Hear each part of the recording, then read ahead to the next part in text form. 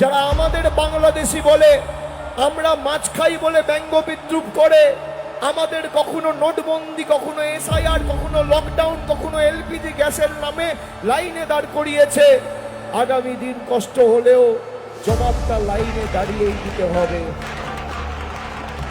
বিহারে যদি double engine সরকার হয়, বিহারের যুবক যুবতীকে ঝাড়গ্রামে এসে, আসানসোলে গিয়ে, শিলিগুড়িতে গিয়ে, কলকাতায় গিয়ে ঝালমুড়ি বিক্রি করতে হচ্ছে কেন মোদিজি?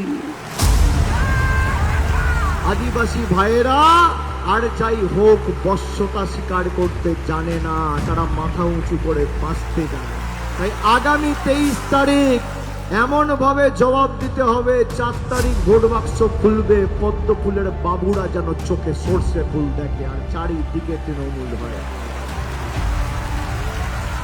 মানুষের ভোট দেওয়ার অধিকার কেড়ে নিয়ে তাও মমতা বন্দ্যোপাধ্যায়ের বাংলাকে মাথা নত করাতে পারেনি।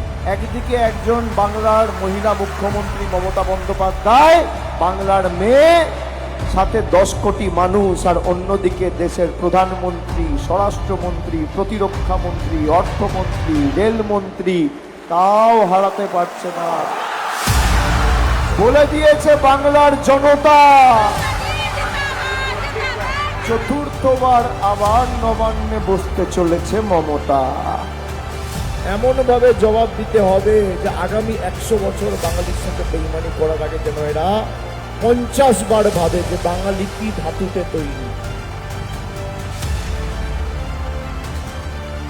मन क्या कहता है, ठंडा ठंडा कूल कूल, फिर से एक बार तृणमूल।